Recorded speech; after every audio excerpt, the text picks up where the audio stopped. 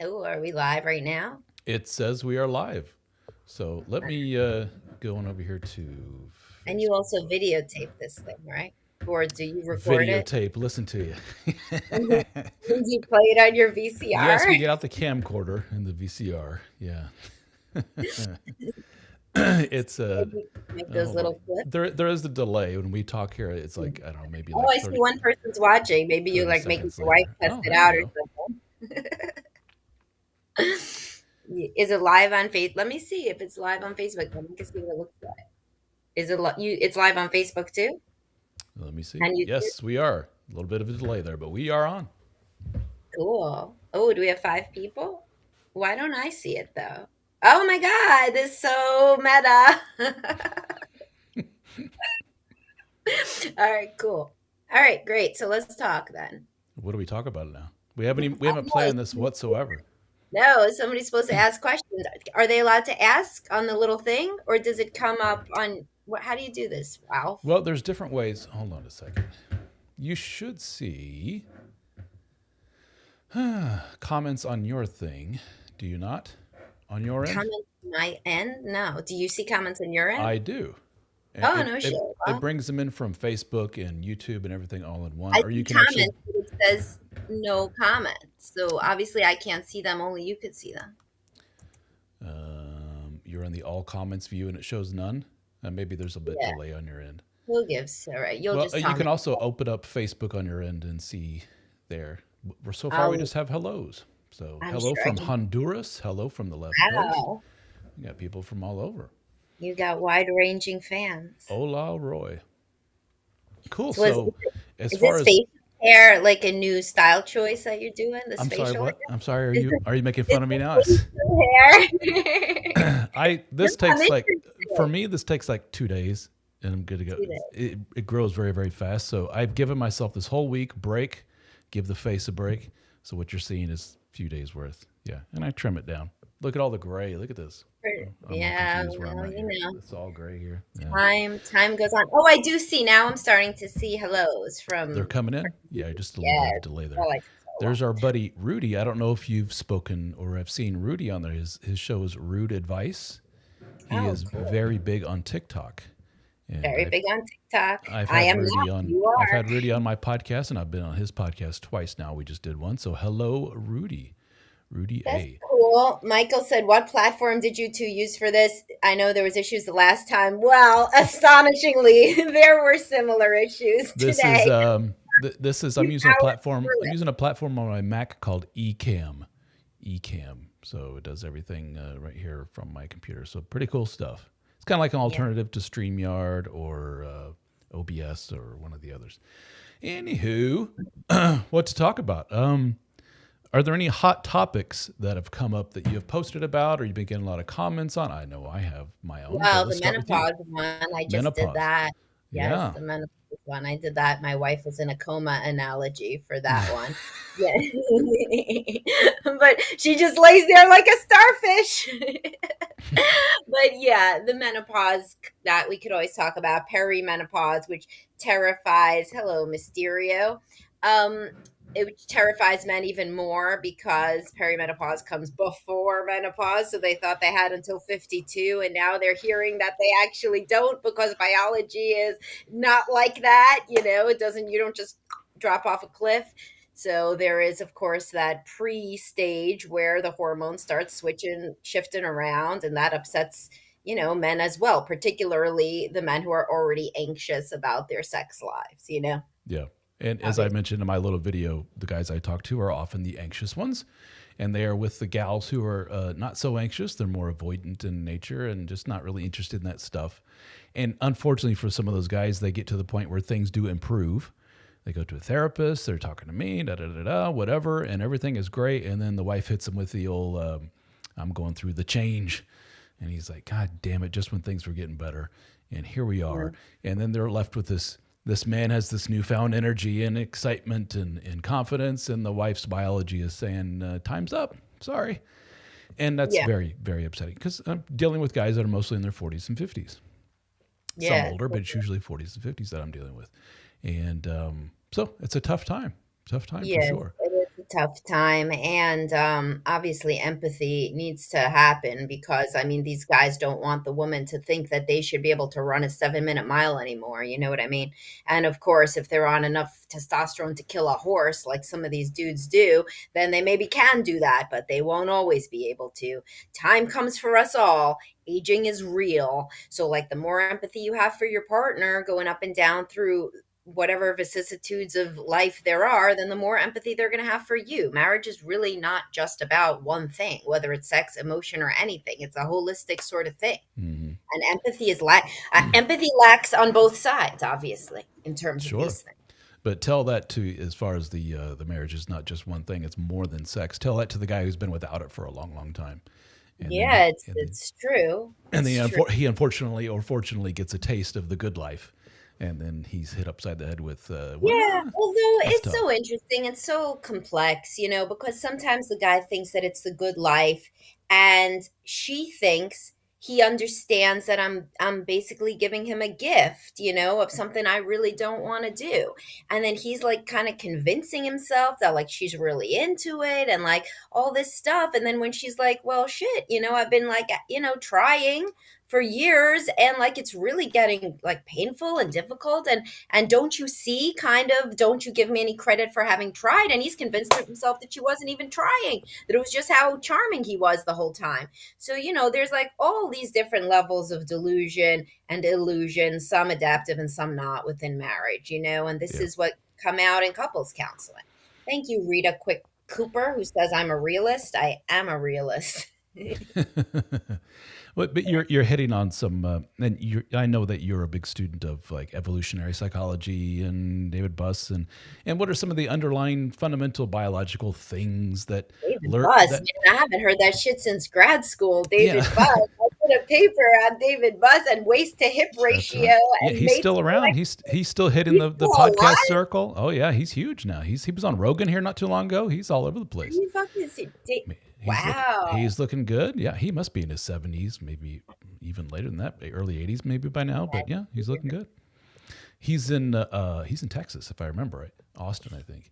But anywho, so we have this not so good foundational stuff that's under the surface, especially for us dudes. That is all right, especially if you're injecting some testosterone in your system, or if you're one of those lucky bastards who's 50 some years old and still looks and acts like he's in his 30s, 20s, or 30s. That guy has a There's many bi- more of those guys who think they're that guy than who actually are trust that me, guy. I know. But he has lurking under the surface a biology that says, and this is not nice to say, but it is true, and any scientist will tell you the same thing. Right now, everything in his body is screaming, you're supposed to be going out and still making some babies. See Sure. that young one over there? Ooh, see that young one over there? Ooh. Porn and the like preys upon this Yeah. urge, if you will, or this natural inclination. So when you're a 50-some-year-old guy and you still have that very strong to hear a therapist or otherwise tell you, dude, you need to be a little bit more realistic here. Your wife's no spring chicken anymore.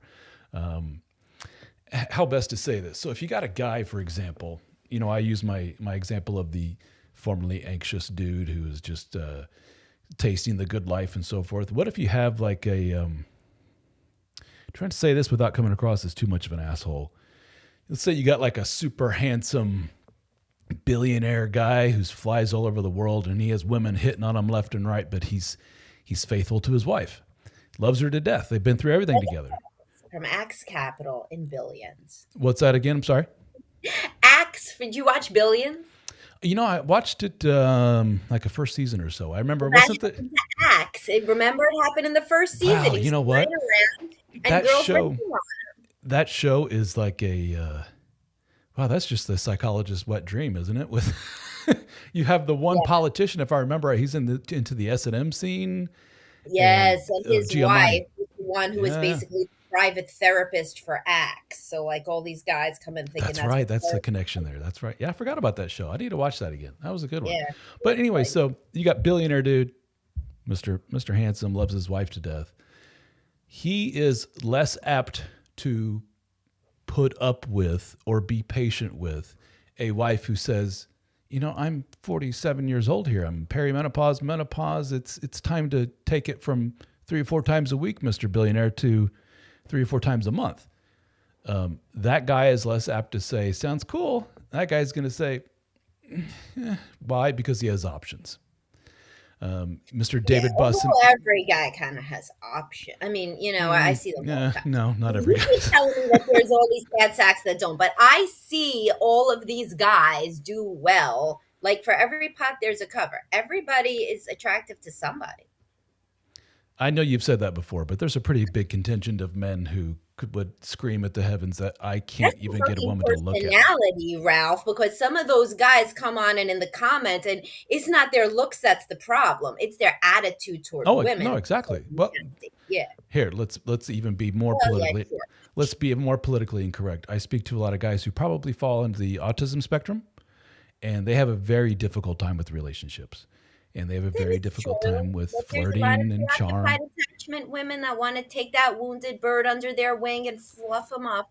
There and for real. I mean, that's the women. That's the women that end up in these marriages with these dudes. They're just like fucking like super enabling, like want to love him up and just make him the best and dress him up in his outfit so he looks more normal and tell him what to say. But anyway, fine. So either way, you're telling me that there's more and less attractive men, which obviously I understand being a human on this planet.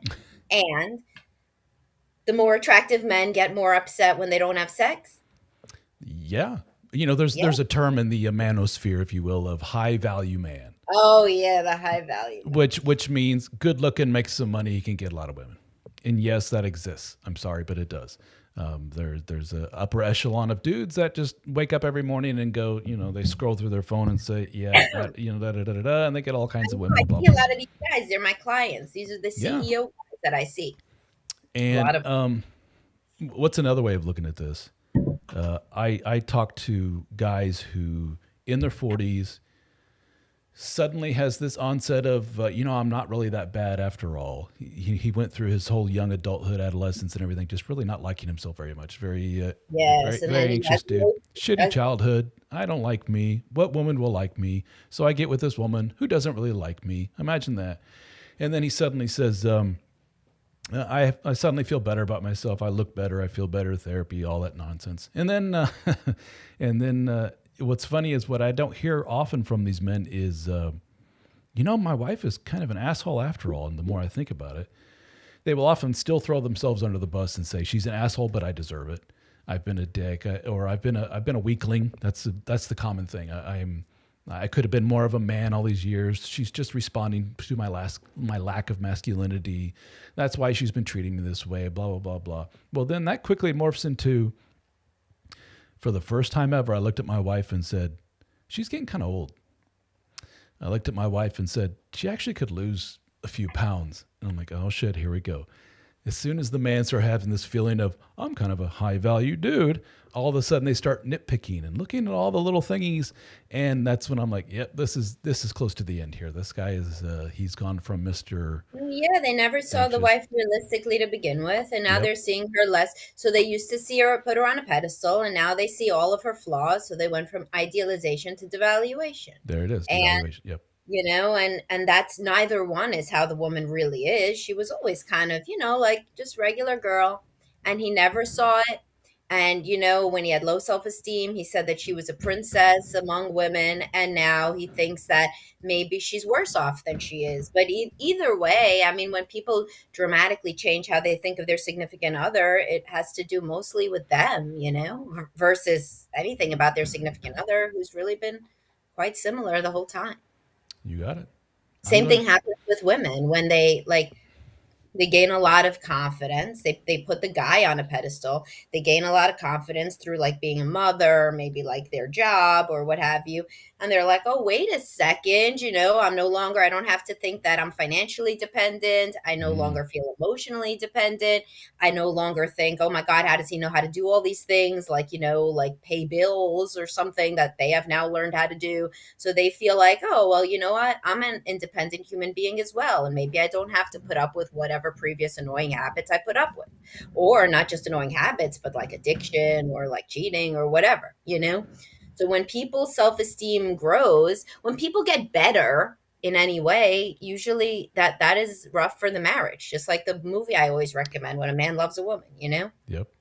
And that is pointed out by the opposing partner of they never really loved me to begin with, because as soon as she got her executive job and she started getting into a crowd of more hyper successful people, she suddenly doesn't care for her stay at home husband anymore. As soon as I started going to perimenopause and I wasn't as energetic and sexual anymore, he went with the young bimbo. Yeah, this shit happens. It sucks. It's the nasty underbelly of the relationship world, but I personally hear it all the time. I'm sure you do too. Better for people if they're already feeling like shit about their spouse and they really feel like they have now come up in the world and they deserve something better. Sometimes that can go back and the person could be just like, wow, I'm like giddy on like, like I sold my company for like millions of dollars and I'm giddy and I'm like basically in a manic phase. And so I think that things are different than they are and that will recede. And I really love this person. But, if somebody was kind of always, I don't know, kind of self-involved, because people with low self-esteem are pretty self-involved too. It doesn't mean you can't be self-involved if you have low self-esteem. So like you could be a guy that got a woman basically because she reflects well on you and you had low self-esteem, but you were still like pretty shallow. So you got like as pretty a woman as you could, and now you made a lot of money. So you think you could get even prettier. Well, this guy isn't like an awesome guy. He tends toward being a narcissist, even though he had low self esteem. So he would probably do her a favor if he left and upgraded to another woman that then, when he's 70 years old, he could try to get a 50-year-old too.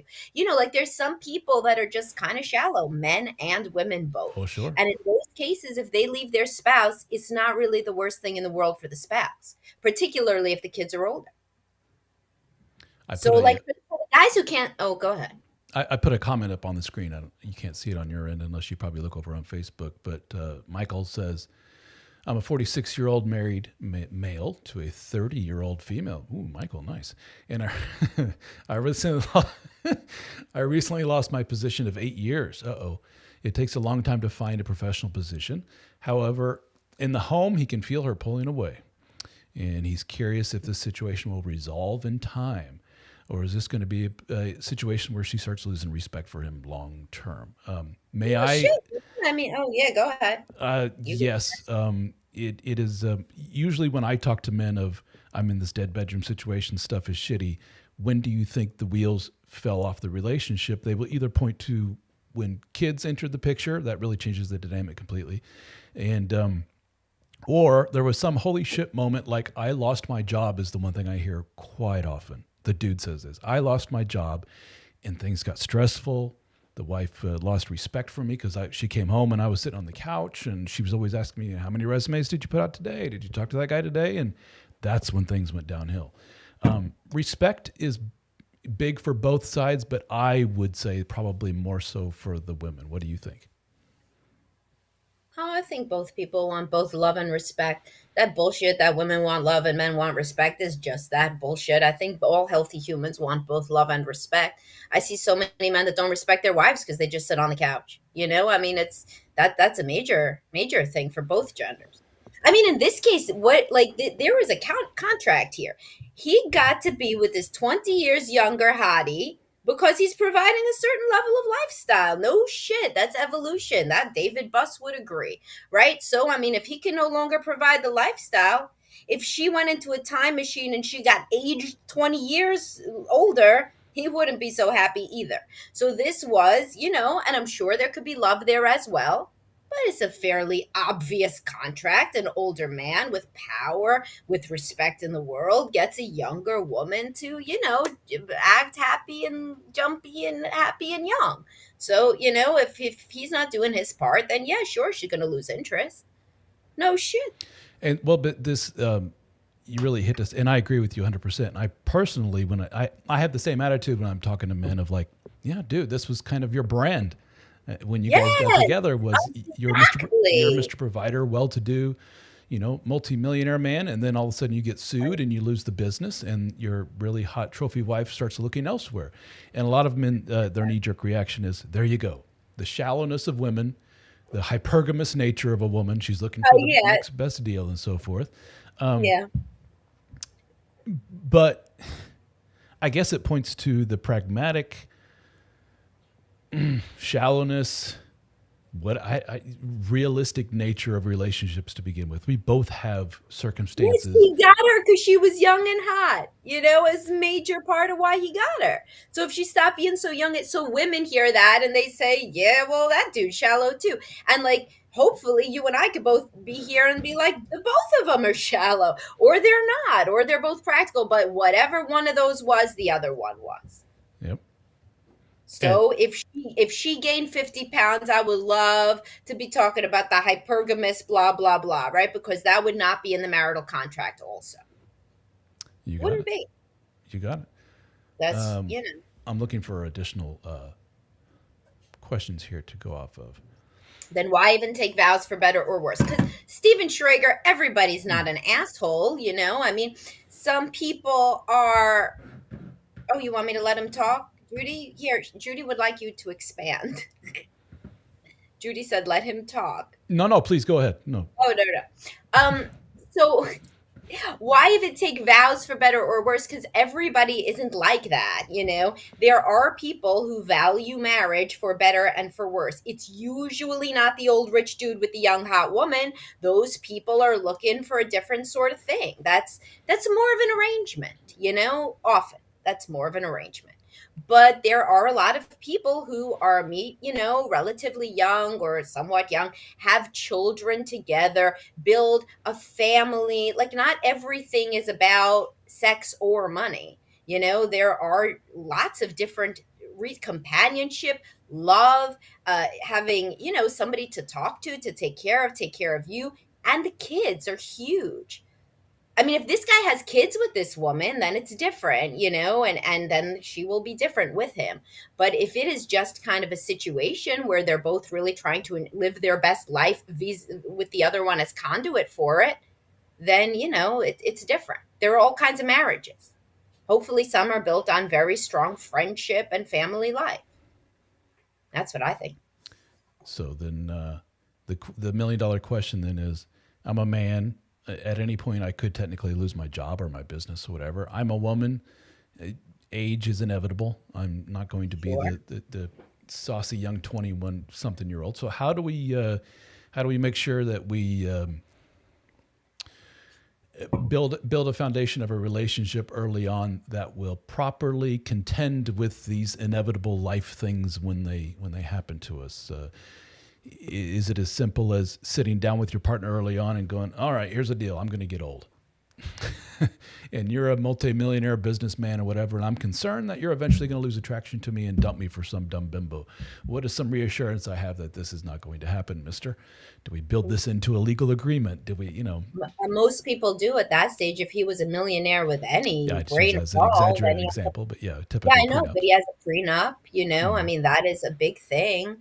And I mean, honestly, the best case in this scenario, I mean, I've seen a lot of people with these wide age gaps, and usually it's interesting, the man loses his sex drive before any of this matters. So if there really is a 20-year age difference, if he's 50 and she's 30, by the time she's 50 and he's 70, no matter what he thinks, no matter what IV of testosterone he has plunging right into his bloodstream all the time, he's still not going to have the sex drive of a young man, and he'll be happy to see her attractive 50-year-old self, which will still be a trophy.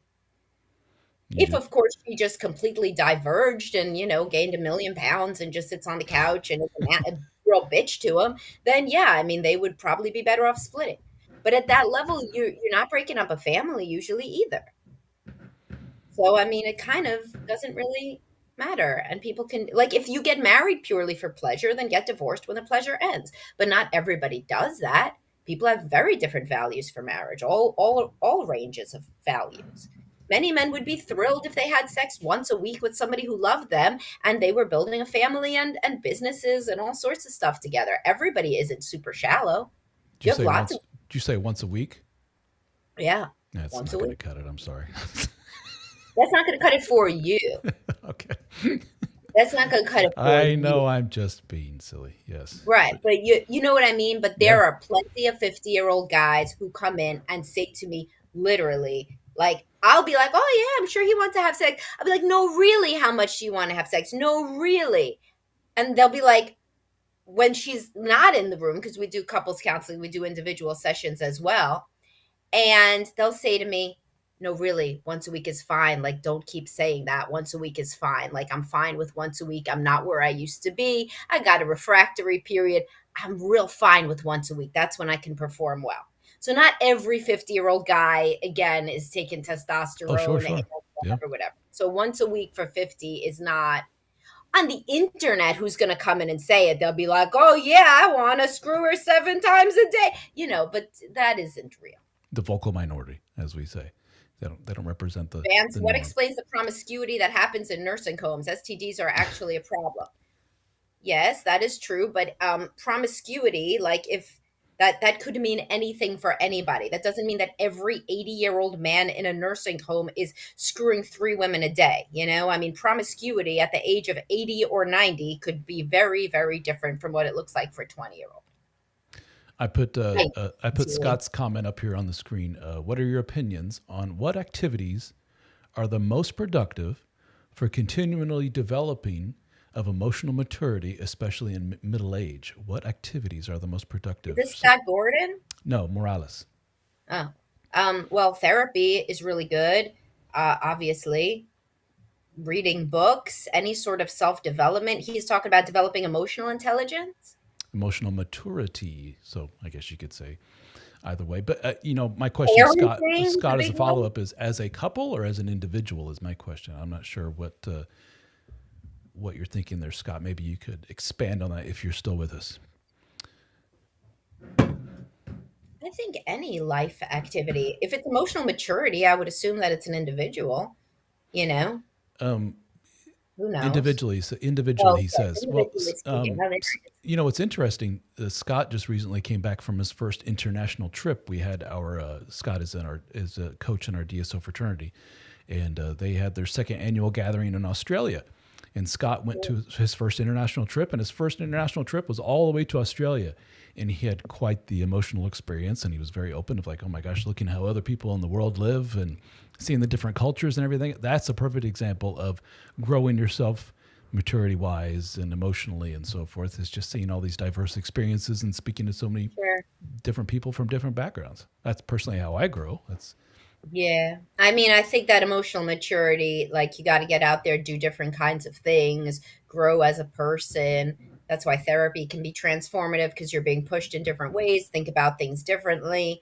Of course, if it's just you sitting there, like, verbally masturbating and somebody just saying, oh, poor you, then that's not going to help you. But any sort of therapy that can challenge you, any sort of coaching that can challenge you, and really just focusing on your life, your kids, your career, all of these things.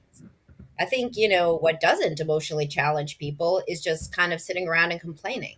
That is a way to not be emotionally mature, is to sit around and complain about your marriage, your sex life, or whatever, and do nothing about it.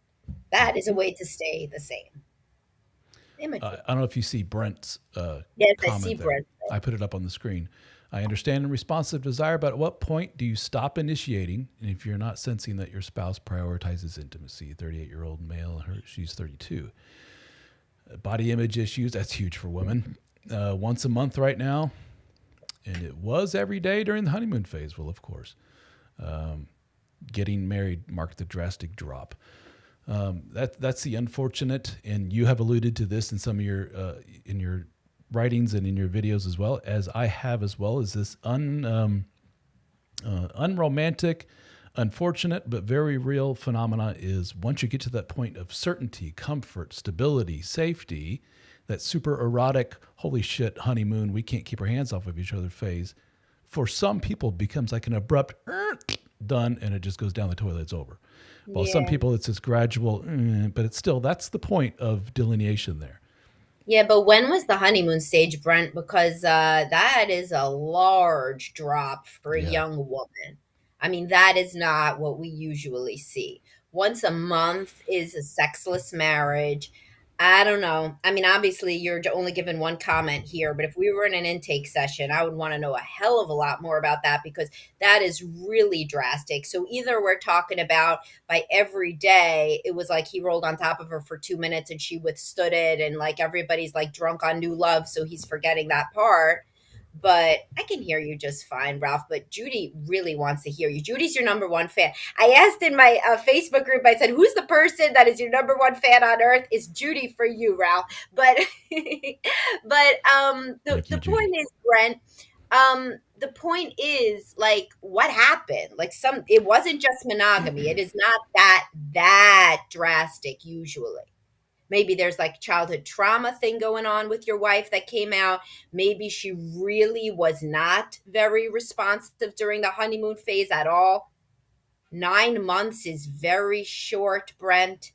Very short. Do you mean to say that you married her after knowing her for 9 months, Brent? Were you shipping out? That was not a good idea. I know you're there now, but don't do that in your next life. So a honeymoon stage usually lasts 18 months to 3 years. That's long enough, basically biologically, to meet a man, get pregnant, make a baby, and wean the baby, and then you could move on. 9 months, that's very, very short. I want to know so much more, Brent. I mean, but that is very unusual. I also want to know if you have children or if you could, Let me interject. You say that's highly unusual. I hear that all the time. A very very short honeymoon phase. I hear that all the time.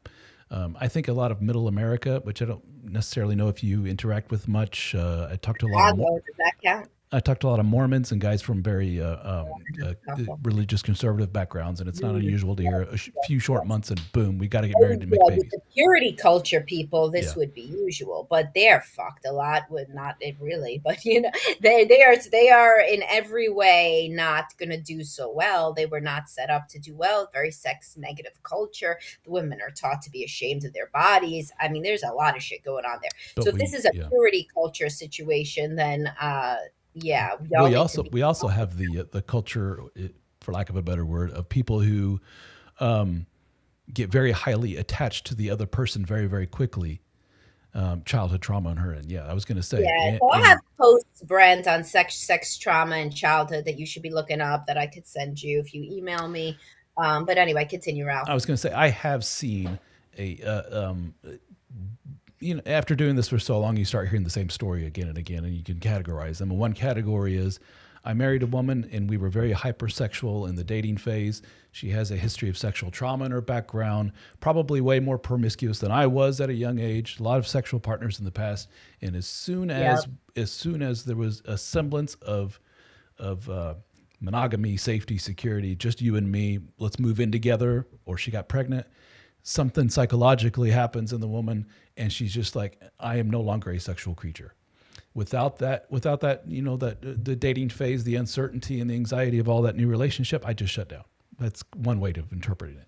Well, also, if this woman had childhood trauma, then you're taught that you have to give sex in order for men to love you, and that's just how it goes. And once you have And them, so once you have them, then you feel the security and you move forward into the mother role, and you then many of these women then become obsessed, and you could understand why, with giving the children the childhood, the protected, safe, idyllic childhood that they never had. At that point, they just view themselves as basically a vessel of life and a conduit to give the children everything the children ever want, is that the children don't have such a shitty, horrible, traumatic childhood. So, yeah, with the childhood sexual trauma or any trauma, childhood abuse of any sort, it's very, very hard then for people to give and take intimacy. And correctly so. I mean, they were taught that the world is a terrible and dangerous place. So that is a really important variable, Brent. And you need to get into couples counseling, and she needs to be speaking with somebody individual about her childhood sexual trauma, because this is not going to go away, you know? and not to sound too flippant, but the infidelity on the part of the wife in those type of circumstances, I would think would be higher than the general population on average, simply because of their past trauma and they're You'll learn human. that that's all of how you can interact with men. Yeah, I worked with little girls who were sexually abused, and when they go to foster homes, they start being flirtatious with the new foster caregivers. father. Yeah, Yep, yep. because they think that's what you're supposed to do. It's very sad. Little boys do it too, but you could see it more with little girls because there's that whole like like little like daddy's girls sort of thing, and then but they just think that that's supposed to be like a sexual thing. It's like the saddest thing. Yeah. So a little girl who is abused, then when she meets a man who's in love with her, she thinks that's what I do. I use my body. I let him use my body how he wants. But then when she becomes a mother, her entire life becomes around that will never happen again to my children. This is not who I am. I am a mother and I am kind of going to make my kids happy and healthy. And then she doesn't want sex. She never liked sex anyway. That the ability to like sex was stolen from her by this abuse. Until, but also what coincides with all of that is a lack of boundaries. And Yeah. if that woman puts herself in a position of getting attention from others, it's over. And this is where these guys are like, I have this sexless wife who all she cares about is kids, yada yada yada. And I got a hold of her phone one day, and I couldn't believe what I was looking at. It was just text message after text message to all these men, and it's like, yeah, dude, she has a very real problem. She needs help, and Yeah. she's been needing help for the past so many years. And until she raises her hand and said, I need help with this, I got a problem, it's not going to get any better. Yeah, it's a very sad situation. And a lot of these guys marry women expecting to sweep in and be the knight in shining armor that rescues her. And there was red flag after red flag, terrible family problems, often drug addiction, alcohol addiction. They have no job, eating problems, all sorts of interpersonal problems, burning bridges with friends. And the guy thinks somehow it'll all be better when he comes and loves her the right way. There's extreme mental illness, and he's an extreme enabler. And these situations are very, very dysfunctional. I'm going to put Rita's comment up here on the screen. I married my first husband for the wrong reasons. No attraction. Pardon me, my voice is going. I wonder how many men or how many do this. Sex was okay, and then it was just a chore. Rita's pointing to something which is, I was going to say the number one fear. That's not necessarily fair. It is a giant fear of a lot of men, is that my wife settled for me.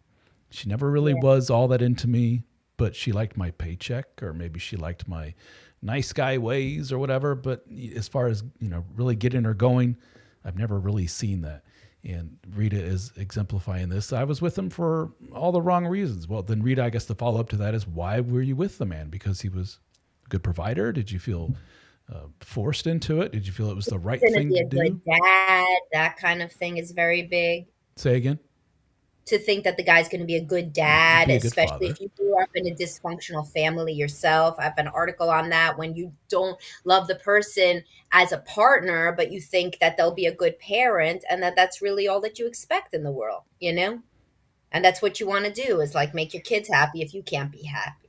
But is Rita continuing to tell us? Because I don't see Rita's No, comments. but then also a lot of women and men hear this as well, which is, if you, especially women, given the biological imperative to make some babies and time running out, is like, honey, you're not getting any younger.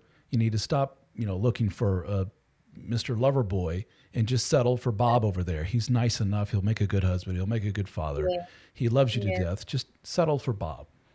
Okay, and no person wants to be Bob in that scenario. No man does, but I think that's So relatively common. yeah, and Rita says she married him because he was a father figure, I see. And that probably means that Rita had a difficult childhood where she didn't have an actual father figure. So then he comes in, seems very loving and caring. And a lot of men, they really truly do not understand how sex drive works for women, and libido, and sexual self-knowledge. As a man, you basically know when you're turned on and when you're not. You know that you like sex in the large majority of cases, and women don't. I mean, Rita here, you may not, if like many women, she didn't really have a super high sex drive anyway. She kind of maybe didn't know what all the fuss was about in various ways. You meet somebody, you're not sure. You never been one of those girls that really, feels very passionately necessarily. And then as you get older, so then you get married, he's a nice guy, etc. And then as you get married and you're older, you start like kind of, you read some things, you think about some things, you gain some confidence, you have some girlfriends, and maybe, you try to kind of have some sort of a self-awareness about sex. You maybe explore your body, like et cetera, et cetera. And then you're like, oh, I see, you know? Yeah, see, she was very young. She had no father, very young, wanted somebody to rescue her. So that's what she thought love was. That's what the fairy tale is, you know? Hmm. I mean, and so in that situation, there's nobody's at fault. Rita's not to blame, the guy's not to blame, nobody's to blame. Sometimes in those situations, people can change how they feel about somebody through therapy and through basically radical acceptance and empathy, but frequently those just turn into your first marriage and you move on to your second marriage. That's the truth. It's that the age old dilemma of how do you marry the two? Where I'm so sexually or emotionally, however you want to frame it, connected to this human being, yet at the same time, it's important that I find somebody that will be a good partner to go through life with. And Yeah. if you're a man or a woman that you're like, man, I just have this conga line of people in my wake, and they were all various degrees of losers. A woman may say, not the most ambitious guys in the world, just underemployed, and yet, but man, they were fun. Man, they were sexy, and man, they really got me going. What is it about me that seems to be attracted to these men? And then men are like all these dumb bimbos. They were really great in the sack and all this other stuff, but I couldn't hold a conversation with them, and I got tired of them after about a week. And so Yeah. there's a lot of introspection you need to. What is it that brings you to that point, and why are you attracted to those people? And how can you marry your love for the exciting versus along with your need for the stability. That's tough on both sides. Vance says it's kind of shallow, but I tell college guys I work with to only date girls who have a good relationship with dad.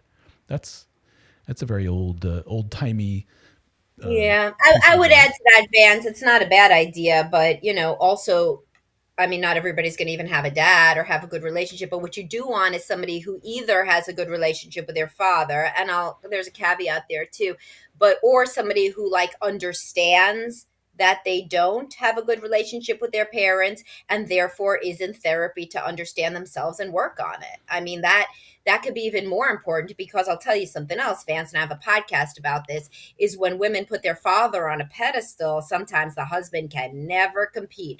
I work with a lot of guys like that they're like, oh, because she's going to Home Depot with her dad, because her dad knows how to pick out the fucking crown molding better than I do, I guess. Guess who she calls when she gets into a car accident? Her dad. She's 47.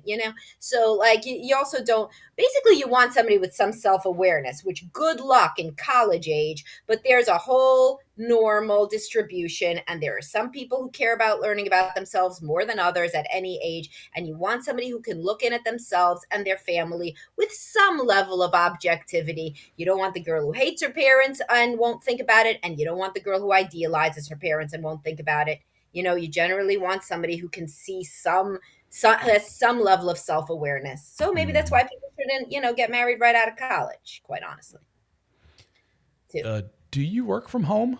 Scott Gordon is asking how you deal with the home Yes, office I thing. do. I never thought about My kids where are you work. never I'm in the basement, my basement. This is my Hey, basement. me too. Um, good. And so no, I don't have any soundproofing. They aren't here. I mean, my kids go to camp. They don't just sit around. I Oh, only work between like 9 and 3 because I don't work when they're home. I want to be around with them when they're home.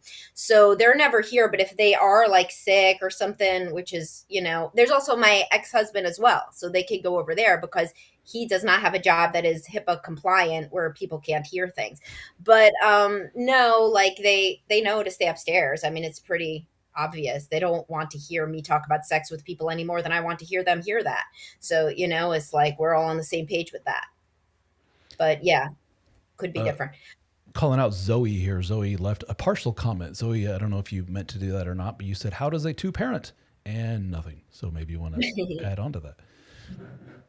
Yeah, how does a two-parent household something something? But anyway, yeah, anybody can ask any more questions too.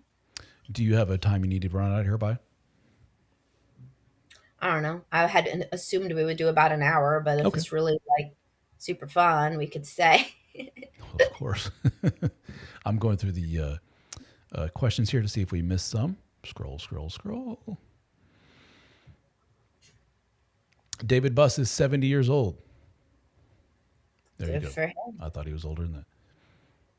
70. I did a whole thing on David Buss and a mate selection paper getting my doctorate for one of my classes.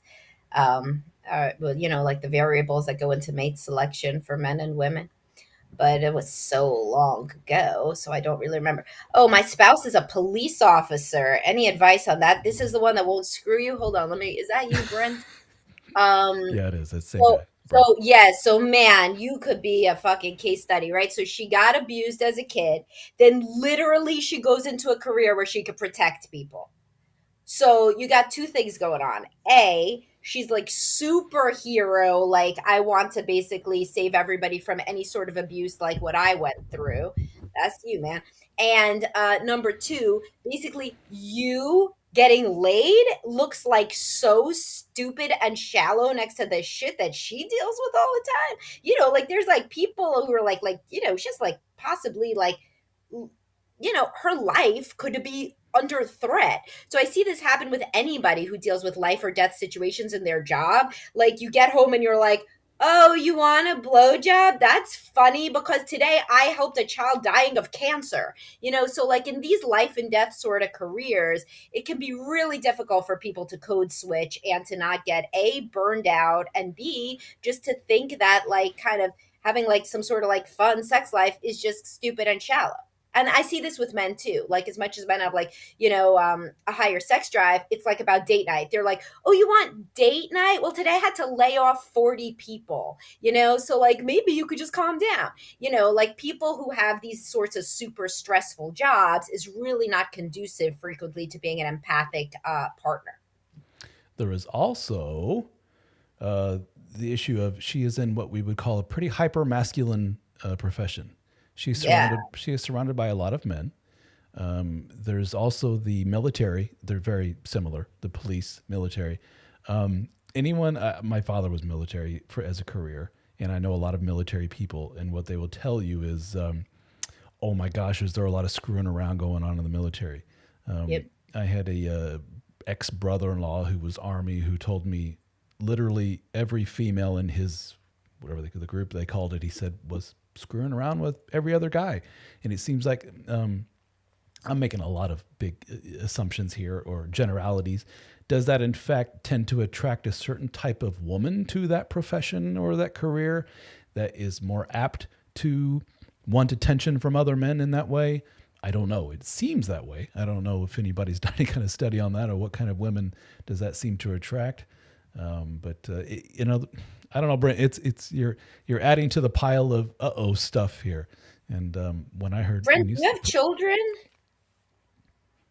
Brent, are there kids in the mix? Yeah, are there kids in the mix? Because Dad's starting over, and I are both crossing our fingers. You're gonna say no, man. I'll tell you that. But I mean, maybe it's yes. I'm kind of hoping it's no, because then you might, if this didn't work out, be a lot easier for you. But While you we may wait, have to. Zoe says, "How does a two-parent household, father who works all the time and he misses the events, and then you have the stay-at-home mother who takes care of the house? How does that create family or intimacy issues?" Brent, hold up. I'll get back. Brent, Brent. I She saw the also same thing. Oh shit! Brent, Brent, Brent. So wait, she was married before too? You left that out too, Brent. Yeah. Oh my God. So listen, Brent, she was not a young girl. She met you during the honeymoon stage. I don't know what happened. So this is not what we were opining about. This was not the young Mormon. She was previously married. So she kind of maybe is what she is, and I don't know what happened during that courtship. I don't know how you met. I don't know any of this. We got to figure it out, Brent. She was a We're very, going to very take a young mother. break. Probably, I'm going to make assumptions here. Here goes, based on my past, based on the guys I've spoken to. Very young mother, who was fresh out of a relationship with a little one, and she needed somebody to step in and rescue.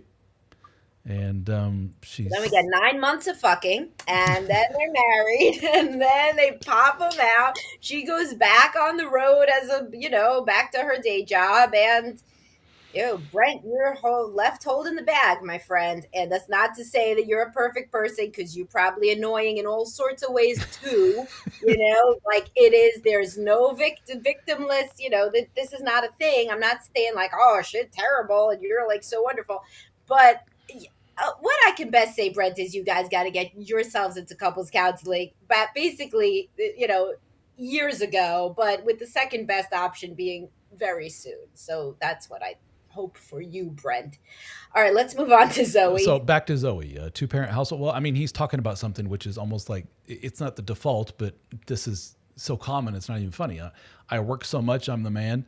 I miss events. I don't even know what my kids' teachers' names are. What grade is my? I don't know what grade my kids in. I have to stop and think about it for 5 minutes. They're just not involved in that side of the world. So how Right. does that affect the family or intimacy issues? Well, it makes a woman very mad, I'll tell you that.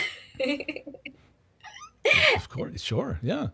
Yeah, and that is not good for intimacy issues. This is why I always say the guy's got to get to this shit. He's got to come home from work. If she feels like basically a married single mom, then she's going to have the sex life of that, which is to say none, because she doesn't even listen. Women's libido during the day is zero anyway, most of the time, from what I've described. So she's got to be in a happy, loving, team oriented place to try to get herself in the mood. If she feels like, where the hell is he? Why does he prioritize this shit over our family?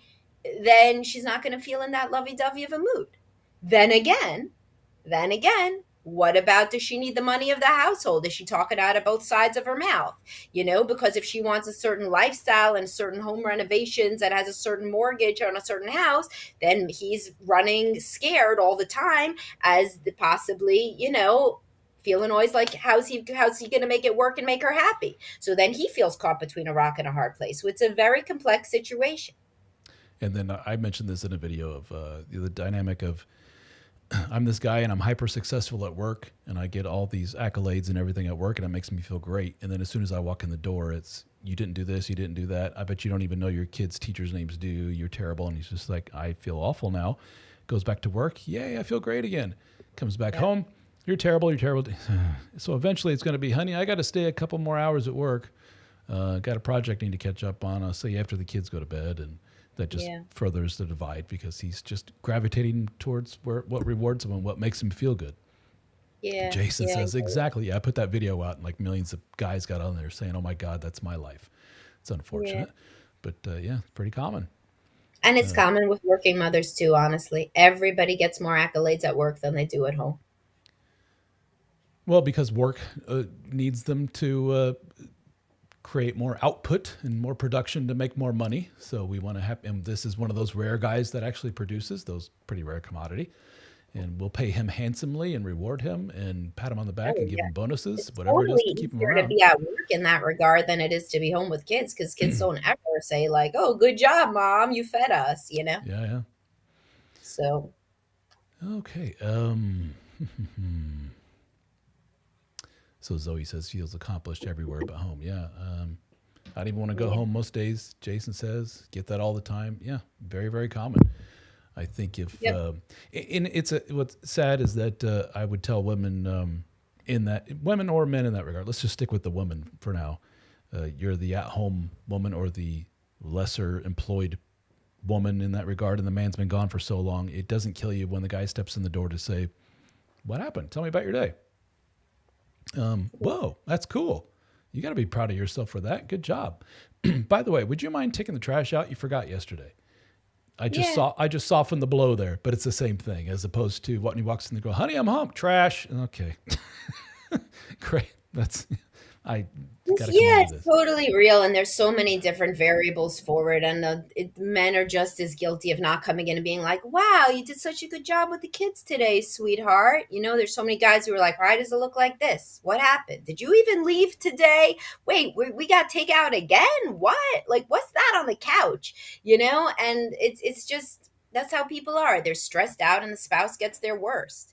Sometimes couples counseling can slow that down so that you're speaking more intentionally and mindfully versus just fucking opening up and unloading on your spouse due to the fact that you're stressed out.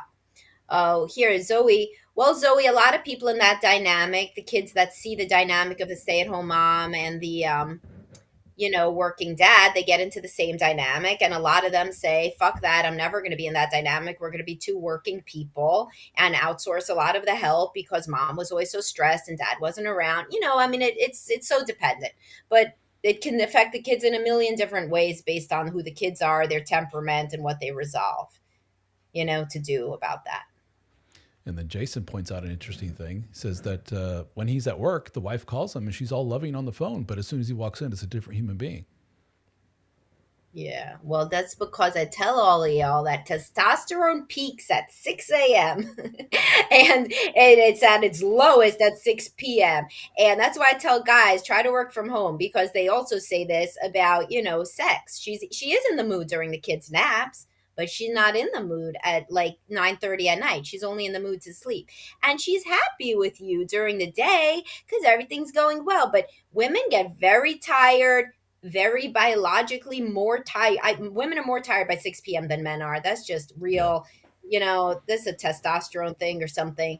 And yeah, by the time you walk in, she's running on fumes. She doesn't want to have sex with you. She doesn't even want to look at you. She begrudges you the fact that you got the accolades at work all day. She feels sticky and disgusting and fat and bloated. And she's just really just not feeling it, Jason. So try to get home for nap time. Do that. On that note, here's an interesting phenomenon I see is the guy who, for whatever reason, usually temporarily has to be a stay-at-home dad, like he's in between jobs or he's waiting on some whatever, laid off, whatever it may be. A lot of men do very well at the stay-at-home dad thing, and they turn it into like very military fashion of, they're very regimented, and the men Yeah. and the men seem to be, much to the chagrin of the wife, less affected emotionally, anxiety wise, by all the Yeah. struggle of that. So she comes home and she sees the guy's like, this is awesome. I was done by 11 a.m. and I was able to go change oil in the car. This is great. And me and the kids had a blast. And she Yeah. feels like a little jealous, a little angry, a little this and that. And men kind of use that as kind of a badge of honor of like, ha ha, all you ladies complaining about all this work all day long. Look at me. I was able to get it done and still have a smile on my face, and I'm still ready to go to the gym and all this other stuff. Yeah. So what are you complaining about? Well, women have more a propensity towards anxiety and depression and stress, and the personality trait of neuroticism tends to be higher in women and so forth. We're just wired differently, and so maybe men are more regimented and they're able to handle that stress more so than women. Does that point to women are weaker? Ha ha, men rule, or is it just we need to adjust the way women do things, and maybe when the man gets home, he goes, "Wife, beat it, get out, you go do something, take care of yourself. I got the kiddos. You've been in I'll here long tell you, enough." the thing with the stay-at-home parent is stressful. I mean, anybody being a stay-at-home parent, because you're so different. I mean, it's and any parent that's at home with the kids is not getting a paycheck. They feel, I mean, those guys may feel great and regimented and whatever, but they also feel a little insecure. Like, what does she Emasculated, yeah. really think about me not working? What about when she gets accolades at work and I don't? So like, and that's the same for obviously stay-at-home women. I mean, they're more, I see some guys react like that, but I also see some stay-at-home dads get depressed. They have no meaning in their life. Everything was about career Mm. before. Now they're taking a back seat. There's not other stay-at-home dads at the playground in the same way. And they're scared that their wife is looking down on them. I think being a stay-at-home parent, it's hard because it really it exacerbates the existing differences between the two people when one works and one doesn't. Like that's a big thing to bond over, is like, what did you do today at work? And if it's like super different, then you can't really understand each other as well. When people remarry, like when men who had a stay-at-home wife remarry, I usually see them remarry working women, and frequently women that they even met at work, because like they truly understand each other differently Hmm.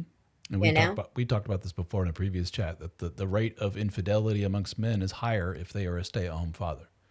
I thought that was an interesting statistic. yeah, The because thinking being, to show that they are still a man. yeah, And what better I'm way than by I'm proving my masculinity by going around screwing around. Yeah.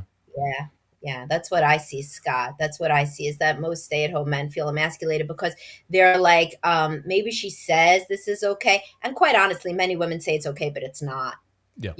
They are jealous. They do wish that if they won the lottery, they would be at home with the kids, you Well, know? and this is put right in the man's face when they're in some kind of social interaction, like the company Christmas party at his wife's work, and they're all standing around with Oh, drinks, and they go, "So, Mister So and So, what what do do you do you for work?" do? Yeah, women hate that. Imagine Oh, men. but then he notices the wife kind of walking away because she doesn't want to be there for that conversation because she's That's kind of funny. embarrassed that I don't work, I stay home with the kids. Ah, Yeah, I've seen a few Interesting. Yeah. primary breadwinner, not primary, sole breadwinner mothers, because there's more and more primary breadwinner, and that is getting to be more. That's actually close to half now, of women are the primary, but the sole is still different. And I've seen a lot of women who actually had their husband stay home with the kids because they had the bigger earning potential, right? They were a doctor, lawyer, whatever, Hmm. and the guy wasn't. And they resent it. They go back and they're like, Sure. why didn't I get that time with the children? He got that time and I didn't, and I can never get that time back. Yep. It's not politically correct thing to say, but that is, I would say, more often than not, that's the case. I would have been mad as hell if I didn't get that time. Like I was part time till they were in school, you know? And I mean, I was part time during the day. So then I would do this crazy shit where I'd like work as soon as they went to sleep. I'd see clients till like 10:30, stupid, crazy stuff. But if I hadn't gotten that time to do, all the little activities that take them to baby swim, and, babies don't need to learn how to swim, but, you do that with your first time mom. And like, I would have been so mad. I can't even imagine how mad I would have felt if my husband had been doing it and I couldn't do it. And it's some of these women make their own grave because they don't have the self assertion skills to say, no, that isn't an option. I will hate you if we do that. Instead, they don't want to be on PC. So they say, oh, well, yeah, I guess that makes a lot of sense. I do have a higher earning potential than you, and I'll be so glad when you have that quality time with Madison. No, they're thinking, fuck you. Why are we having this conversation? You just put me in an impossible situation. I don't want you to do that. I want you to get a higher earning job than me, in fact. Hmm. You know? I hear you. I agree. All right, we coming Anything close else? to time. I think we'll do one more question and then One we'll more, and go. let's wrap it up. Anybody else want to? I see comments, but not necessarily questions here. Ryan, we missed. Why do we feel we're responsible for our spouse's happiness? Ryan, this is such a big question, but I That's will kind of a. really try. You want me to try or you want to Please try? go ahead, Sure. All right. So, what's your name again? Somebody else come. Ryan. Ryan. Ryan, the reason if he's even here still, the reason we feel responsible for us, we aren't, first of all, everybody doesn't feel like that, Ryan. The people that come onto these chats, as attractive as Dad starting over and I am, it is mostly not uniform, like everybody wants to listen, but rather the preoccupied attachment people want to listen. The people who struggle with feeling they are responsible for our spouse's happiness, which are the exact same people who generally are the initiator of couples counseling and read the books and read The Dead Bedroom Fix out on Amazon and all of these other things, right? So these are the people watching. So everybody doesn't feel responsible for our spouse's happiness. But Ryan, I would be willing to bet dollars to donuts that you grew up in a house where a parent had a problem of some sort, whether that was a depressed mom or a dad with a drinking problem, or somebody was angry or somebody was sad or whatever, more than normal. And you saw the other parent or you as a parentified child had to come in and always help that person and get into this kind of codependent role where you felt responsible for somebody else's happiness, or you saw that one parent was responsible for the other parent's happiness. And those are the people who feel that way, because I'll tell you something, Ryan, avoidant people, like I would imagine your wife or your ex-wife, did not feel responsible for your happiness even remotely, and could have stood to feel more responsible for your happiness. Ideally, in a securely attached situation, people feel that they could contribute to their spouse's happiness, but that they are really not responsible for it. They can help, but they are not solely responsible for it in the way that the preoccupied attachment following of both Dad starting over and myself feel. And therapy can help, Ryan, with that if I hit on any nail on the head with how you grew up. Bingo. There you go. Why do you feel that way? Well, it could be a myriad of reasons, but I tell you, Ryan, you shouldn't feel that way. You are not responsible for their happiness, and if you get caught in that little storm of emotion there, you'll never get out of it. You'll often hear the guys like, "No matter what I do, she's never happy." Well, who the hell told you that it was up to you to make her happy? Right. And it's like she wouldn't be happy with the next guy either. She wasn't happy with the previous guy. She wasn't a happy child. In fact, she's told you all this stuff, but yet somehow you thought that she would be happy with you. That is a fool's errand.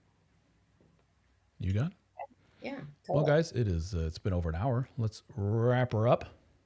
Yes, thank you. Thanks for Thank you, hosting. Samantha. Yes, thank you so This much. was Let's fun. do it again. We should do this on a Yeah, more we will regular do it basis. again. And I am going to also be talking to you about anxiety at some point, right?